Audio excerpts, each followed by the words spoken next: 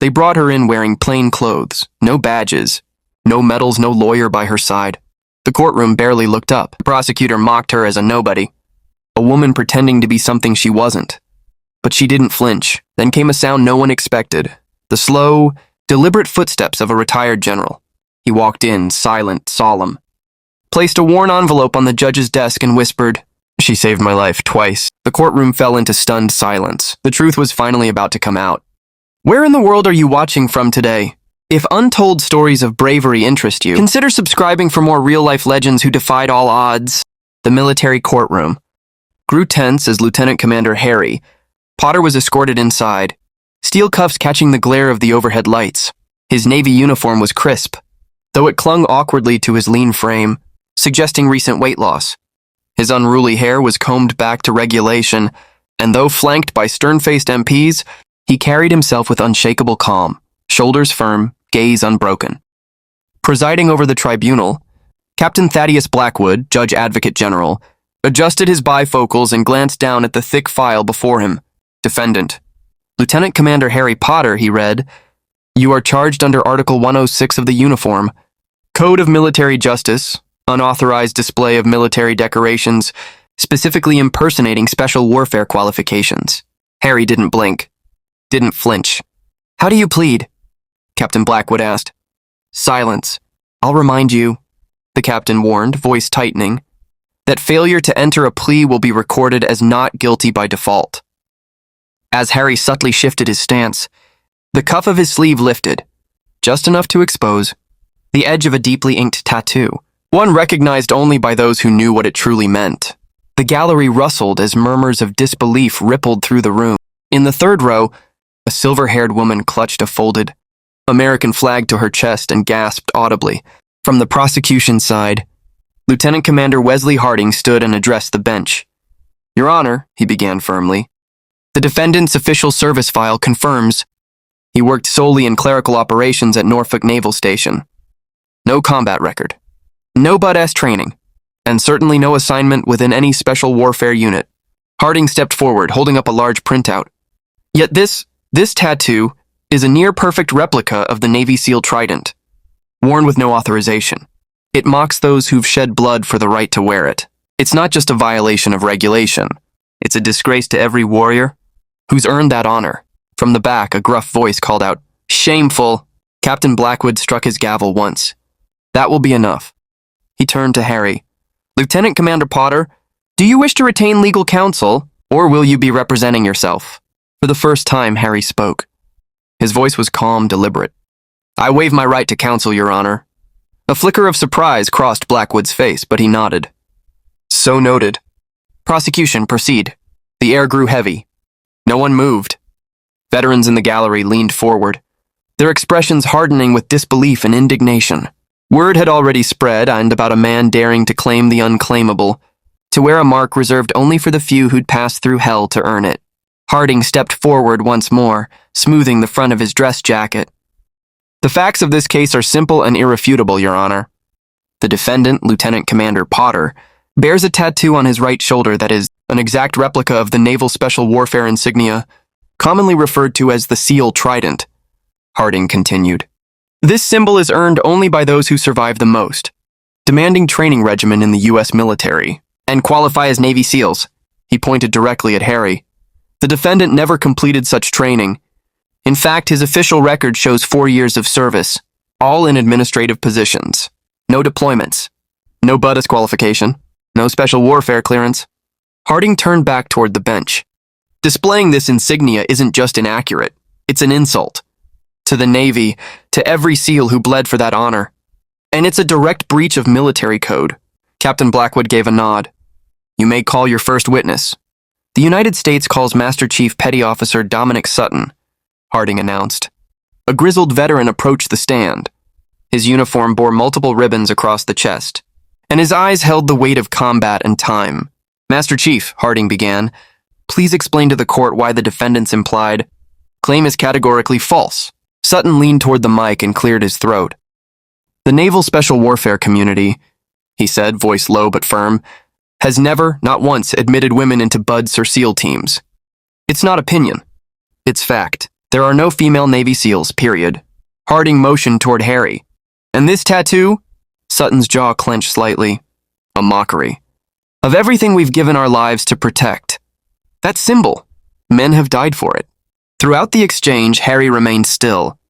Expression neutral. His eyes seemed focused on something far off. His cuffed hands lay calmly on the table. Shifting only slightly, the light jingle of chains echoing faintly in the tense room. Harding pressed on. Master Chief Sutton, in your 3 decades of service, have you ever, even once, heard of an exception to that rule? Any classified circumstance in which a woman might have been accepted into SEAL training? No, sir. None, Sutton replied with conviction. The standards are absolute. The training is what it is, brutal, unforgiving, and not once in our history has a woman been allowed to attempt it. Much less earn the trident. Thank you, Master Chief, Harding said, offering a nod before turning back to the defense table. Your witness. Harry gave a subtle shake of his head. The defendant waives cross-examination, Captain Blackwood announced, a hint of curiosity in his voice at Harry's ongoing silence. Harding stepped over to the screen and tapped a remote. The courtroom lights dimmed as a projection illuminated the wall. Lieutenant Commander Potter's official record, he narrated. Administrative specialist. 4 years in uniform. Honorably discharged. Not a single entry involving special warfare training. He turned back toward Harry, speaking directly now. Would you like to respond, Commander? Say anything in your defense? A pause hung in the air. Then Harry shifted his gaze, slowly surveying the room. I stand by my oath, he said quietly, and said no more. From the gallery, the older woman with the folded flag whispered something to the man beside her, her eyes misty as she dabbed them with a handkerchief. Harding took a breath, steeling himself. Your Honor, permission to present Exhibit B. Blackwood nodded. Harding approached with a slim folder, opening it to reveal high-resolution photographs. These were taken at a public beach in Virginia just last summer, he stated. They clearly depict the defendant, tattoo visible on his shoulder. He held up the images. In them, Harry appeared in swim attire, the SEAL insignia plainly inked onto his right shoulder. In addition, Harding continued, we have sworn witness statements from 3 separate occasions in which the defendant either directly stated or strongly implied that he had earned this tattoo through active duty with Naval Special Warfare. A veteran seated near the back, easily recognizable by his worn SEAL cap, slowly shook his head in disgust. A murmur rose from somewhere in the gallery. Stolen valor, just loud enough to cut through the quiet. But Harding stayed composed, continuing his argument with careful precision. The prosecution now calls Lieutenant Commander Bryce Hammond, personnel officer at Norfolk Naval Station. A lean man with wire-rimmed glasses made his way to the stand. He raised his right hand, swore the oath, and took a seat.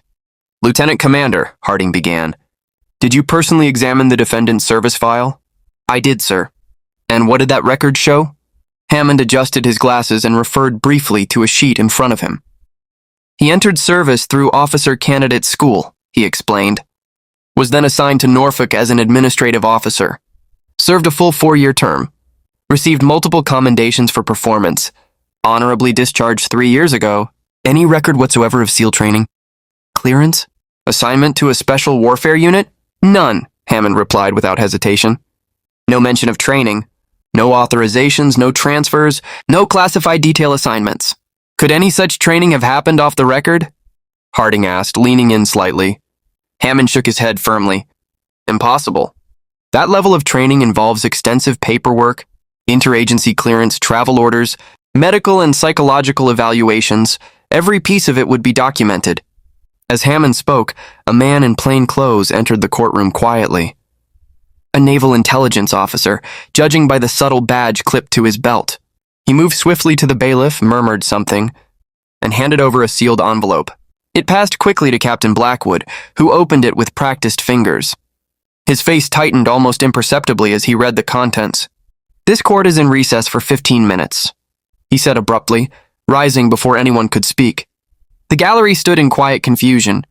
At the back of the room, Harry's eyes locked onto a sudden movement. A man in full military dress had entered.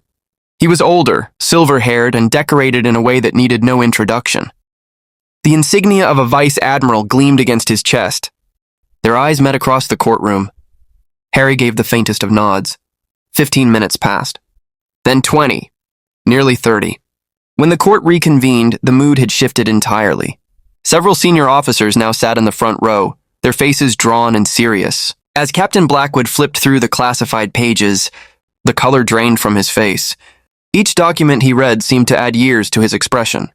Finally, after a long pause, he closed the folder, removed his glasses, and exhaled sharply. This courtroom is now restricted to individuals with level 9 clearance or higher, he announced, his voice unsteady. Bailiff, clear the gallery now. A wave of murmurs spread across the room. Confused spectators hesitated as the bailiff began directing them out. Your Honor, on what legal grounds? Harding began. Executive order, Blackwood snapped. This is not up for discussion, counsel. Within moments, the room emptied. Only Harry, Admiral Tony Stark, Blackwood, and 2 security officers remained. The doors shut with a mechanical thud that echoed off the walls, sealing them in. The Admiral stepped forward until he stood directly before Harry Potter, their eyes locking in silence. Lieutenant Commander Potter, Stark said with solemn weight, do you recall the oath you swore on September 1428?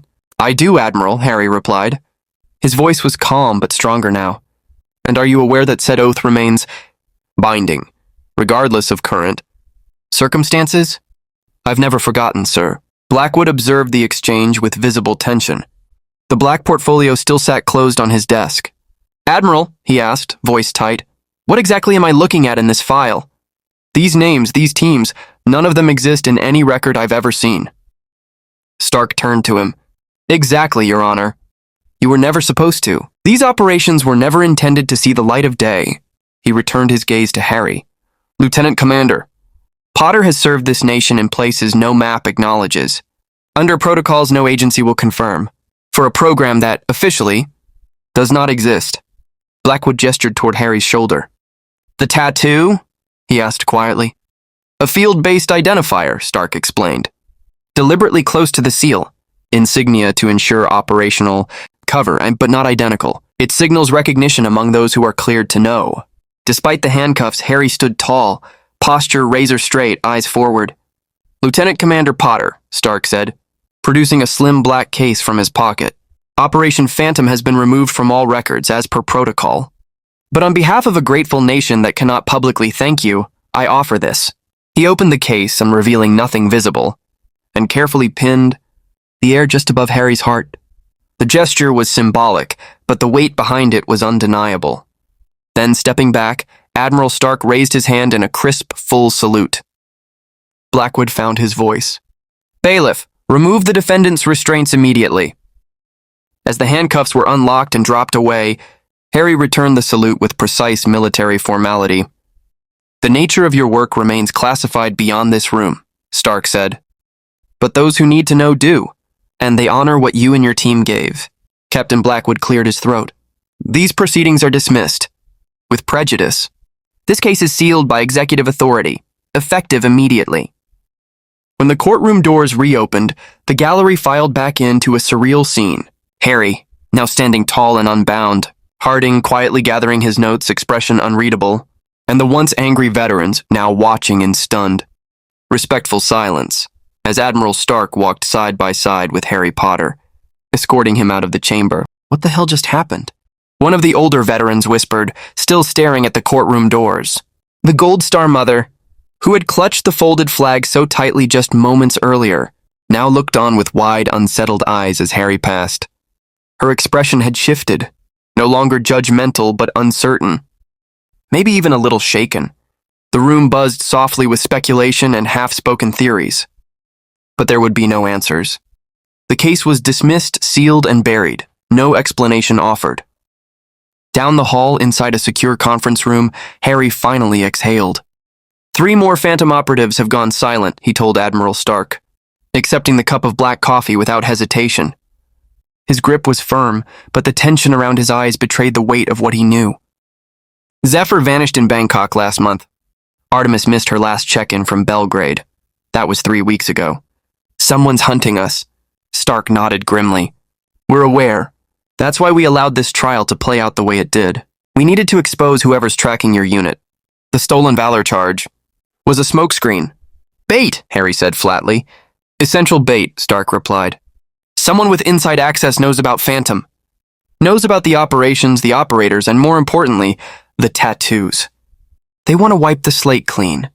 He gestured toward the door as his aide entered carrying a secure laptop. The screen glowed with a digital map, red markers blinking across several continents. These are the last confirmed locations of your former team, Stark explained. 8 are still maintaining their legends, staying underground. 5 we've successfully extracted and placed under protection. But these 3, he tapped the red icons flashing steadily. No contact. Complete radio silence. Harry stared at the map, eyes narrowing as he mentally calculated flight paths, possible extraction points, and known hotspots. This wasn't accidental, he said quietly. This was surgical, professional, not a lucky break from some foreign intel agency. Someone on the inside is pulling these strings. Agreed, Stark replied. We believe it's someone with direct knowledge of Phantom's structure. Someone who wants every trace of it, and everyone in it, erased. He slid a small envelope and a compact sidearm across the table. Your new identity. Theo Winters. Security contractor. Just got back from classified contracts overseas. You've got an apartment set up in Alexandria. Bank accounts are already active. Harry opened the case, checked the weapon quickly, broke it down, reassembled it with smooth precision, under 30 seconds flat. Mission parameters, he asked. Stark leaned forward. Simple. Find the breach. Locate your missing teammates. And figure out who's eliminating the Phantom network, and why. And my rules of engagement? Harry asked, his voice cool but firm. Admiral Stark's jaw tightened. This is completely off the books. No oversight, no backup. You do what you must to protect what's left of your unit. The mission never ended, did it? Harry asked, sliding the sidearm into the small of his back. For you? Stark exhaled slowly. It never will. He paused, then pulled a thin folder from his briefcase. This landed on my desk at Naval Intelligence yesterday. Anonymous drop, but it checks out. Harry unfolded the page. Most of the names were crossed out. But one was circled. His own codename Athena. A hit list, he murmured. Stark nodded. And the sender wants us to know they're watching. This is a challenge. Harry refolded the paper carefully, with the precision of ritual. I'll need access. Phantom files. Debriefing reports. Cover IDs, locations, everything. Most of it was scrubbed when the program was shut down, Stark replied. But I made copies. What survived is on this drive. He tapped the encrypted laptop on the table. Surveillance, movement logs, everything we have on the team's last known positions. Harry nodded, already running possible routes and contact protocols in his mind. And Lockhart? He asked. My face was seen.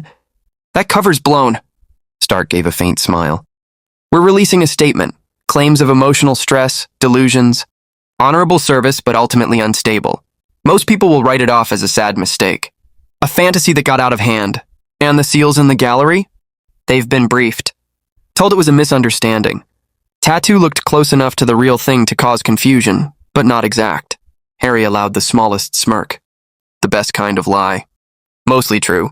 Exactly, Stark agreed. Lieutenant Commander Harry Potter? Forgotten within a week.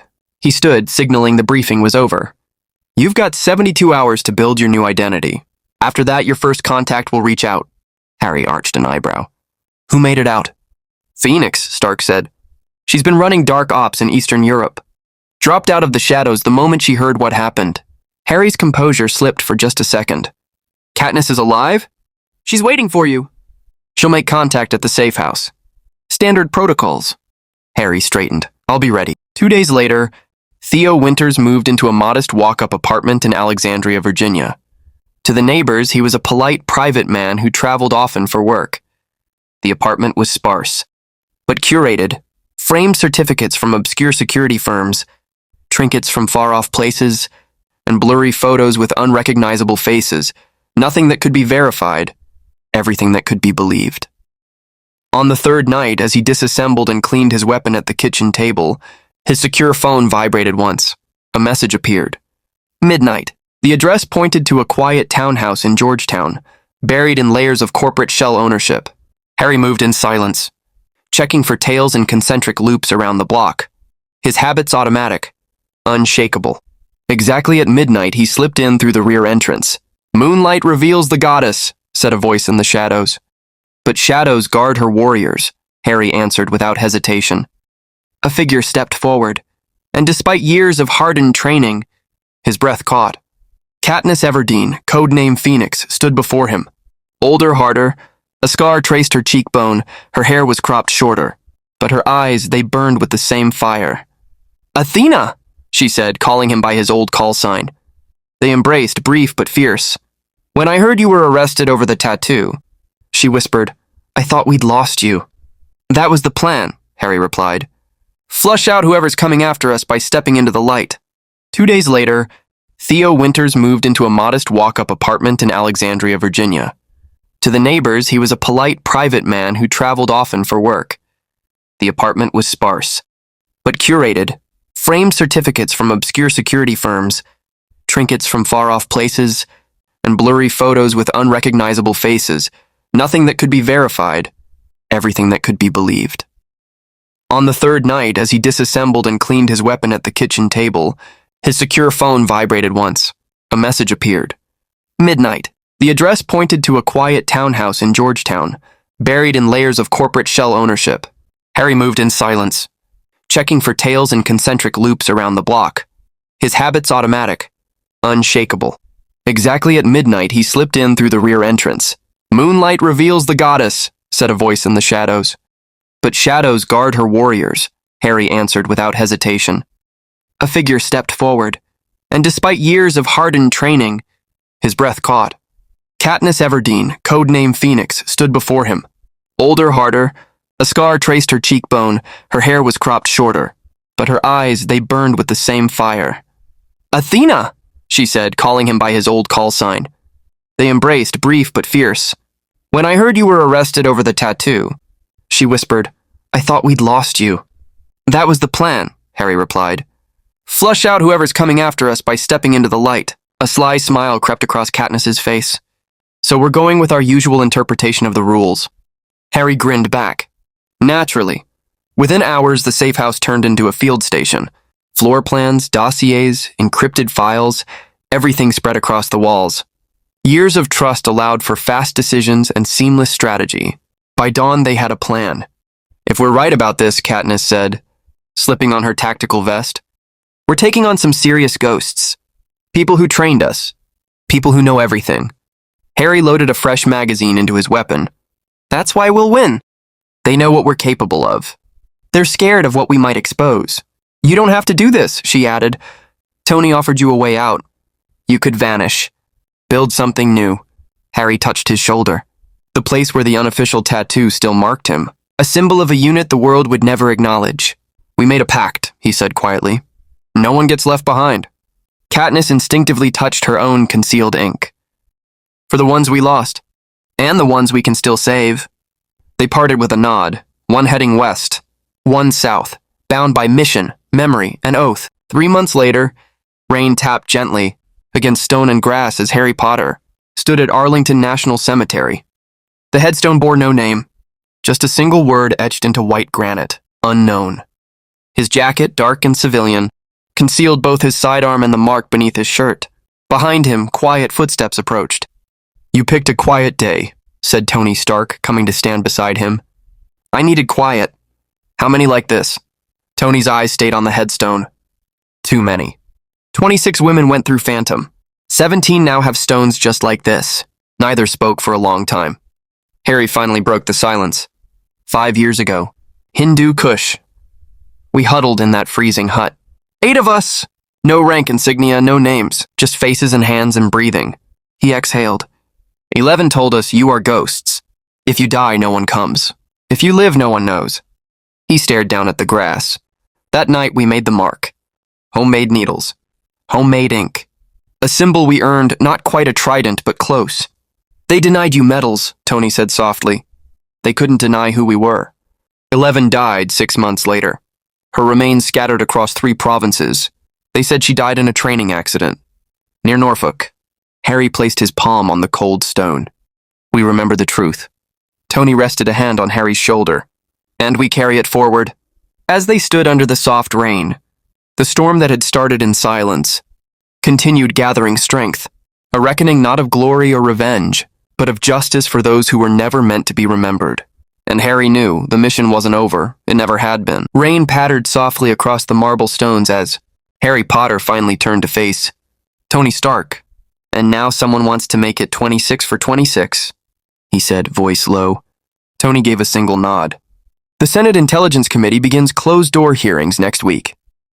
They'll want your complete account.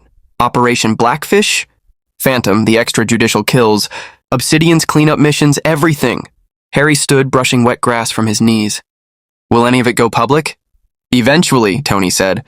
A redacted version, but enough. Enough to show the world that women were in the fight. That they belonged. Maybe someday the names carved in these stones won't be aliases. They walked in silence through the endless rows of white headstones. The magnitude of what they'd exposed still echoed between them. Once, Walter White, the same man who had launched the Phantom, program saw it as a necessary edge. But political ambitions changed everything. When the optics turned toxic, he buried it, literally. He hired Julian Vega and Obsidian, security to silence the operatives, who had given everything. We've recovered the files, Tony said finally. Full mission logs, operator names, the entire Phantom archive. Where were they? Harry asked. Hidden by Commander 11. Before she died, she locked everything away. Missions, audio logs, her personal journals. She must have known this day would come. She never trusted the brass, Harry murmured. With good reason, Tony said. We've got hard evidence Voss signed off on the eliminations. The first 3 confirmed kills bear his signature. As they reached the cemetery gate, Tony stopped. There's more. The Senate's discussing recognition. For Phantom. For you. Harry's eyes narrowed. What kind of recognition? Full acknowledgement of your status. Formal credit for your training. For the missions. And yes, he hesitated, the tattoos. If it passes, they'll no longer be labeled fraudulent. The Navy will classify Phantom's qualifications as equal to SEAL certification. Harry went still. For years, she'd been branded both elite and illegitimate. The mark she bore, proof of impossible accomplishment, had also been a target. And the SEALs who testified against me? She asked. Some want to meet. Sutton especially. He asked for it. Wants to apologize? Harry shook her head. They did what they were taught to do, defend the Brotherhood. I don't blame them. Tony's driver opened the car door. He paused, rain dotting his hat. What now, Commander Lockhart? Voss is being prosecuted. Obsidian's been gutted. You're free. Harry looked back at the stones. Not yet. There's something I still need to finish. 3 days later. Bethesda Naval Medical Center. The room was dim, the air sterile. Katniss Everdeen Phoenix lay in bed, pale but alert. Her body bore the cost of their final mission, 2 rounds to the chest. Meant for Tempest. But she'd survived. Don't look at me like I'm dying, she whispered. Doc says I'll be limping around in 6 months. Harry cracked a smile. You're too stubborn to die. I never doubted it. Did they catch Vega? Not yet. But he's not a ghost anymore. Every major intel agency's watching now. Katniss sighed, wincing. And the hearings? Tony said they want us to speak. They do, Harry said. Some of us at least. And will you? Harry hesitated, then, I have to. For 11. For Daenerys. For all of them. Katniss reached out, gripping Harry's hand. We proved it, didn't we? Proved what? That we belonged. That we earned our place. Harry's throat tightened. We always knew, but now the world will too. The girls who come next won't have to hide in shadows. They'll be allowed to stand in the light. A nurse entered to check vitals. Harry stepped back, promising to return. Next morning, the Pentagon. The formal uniform felt strange on her shoulders, like wearing a life she had long been forced to bury. But today, Harry walked with purpose. Tony met her at the checkpoint, medals gleaming on his own chest. They're waiting, he said, guiding her into the labyrinth of halls. The secure conference room stood quiet. When the door opened, Harry stopped cold. Around the table sat 5 women, Daenerys, Spectre, Eshko, Siren, and Wraith, the survivors. The Secretary of the Navy rose. Lieutenant Commander Lockhart, he said. Thank you for joining us. Please take a seat. As Harry sat among her sisters in arms, the Secretary continued. Before hearings begin, we owe you the courtesy of truth. Phantom's fate was a moral failure. One we now seek to address. An aide handed out folders. These are your full records, restored, declassified where possible, secured where not. Your operations are no longer erased. Harry opened hers, Afghanistan, Somalia, Iran, each mission now official. At the bottom, a line stood out. Equivalent training and service to naval special warfare standards. Recognition authorized. And, the secretary said, each of you is being awarded the Navy Cross, retroactive to your acts of valor. Around the table, the women were silent.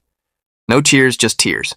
For the first time in history, their ghosts were given names. Phantom was no longer a secret. It was a legacy. The room went still as the women took in the weight of what had just been given to them. After years of being ghosts in their own military, denied even the acknowledgement of their existence, reality had finally caught up with the truth. There is one final matter, Tony Stark said, stepping forward with reverence. From a polished wooden case, he withdrew a row of gold insignias, the seal tridents they had never been allowed to wear. By direct order of the President, and with unanimous approval from Naval Special Warfare Command, these now belong to you. One by one, the surviving women of Phantom stepped forward. For the first time, they were publicly recognized not as whispers in the dark, but as warriors. When Harry Potter's turn came, she stood tall as Tony pinned the trident just above her ribbons. The tattoos aren't needed anymore, he said softly, but I doubt any of you will remove them. Never, Harry replied. They stand for something different now. Later, in a quiet adjoining room, far from the brass and cameras, the women gathered alone. They didn't speak at first, just looked at one another. Veterans of a war few knew existed. One fought not just overseas, but within their own ranks. To those who couldn't be here, Daenerys said finally, raising an invisible glass. To 11, Harry added. She made us believe it was possible. And to Sarah, said Wraith with a soft chuckle, who's probably furious she missed getting her trident in person. They laughed. Not loudly, not long. But it was real. Then silence returned, each woman lost for a moment in her own memories. What now? Asked Siren the youngest, barely 25 when Phantom was buried. Do we return to civilian covers, re-enlist? What's the rulebook say for ghosts who suddenly exist? That's up to you, Tony said from the doorway. Reinstatement is yours if you want it, or honorable discharge with full benefits and proper recognition.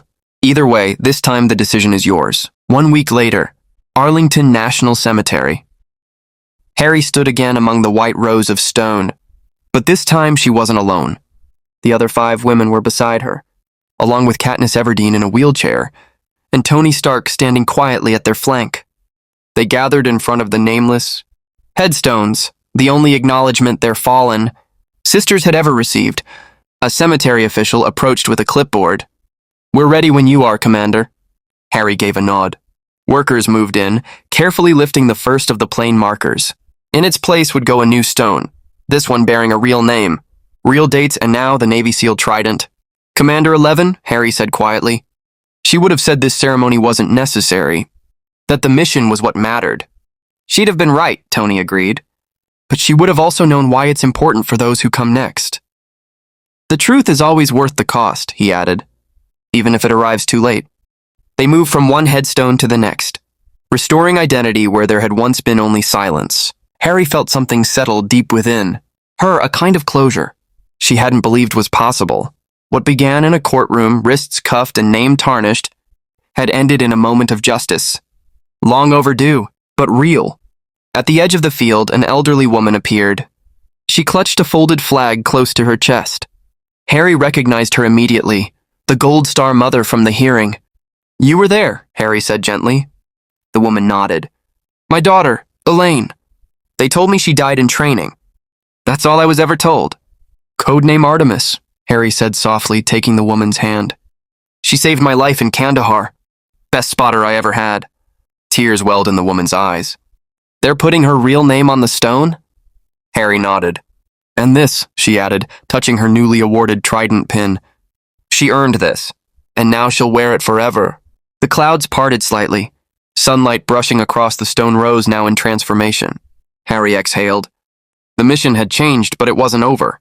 Now it was about keeping the legacy alive, about clearing the path for the next generation, and making sure the truth of who they were, and what they did, would never be buried again.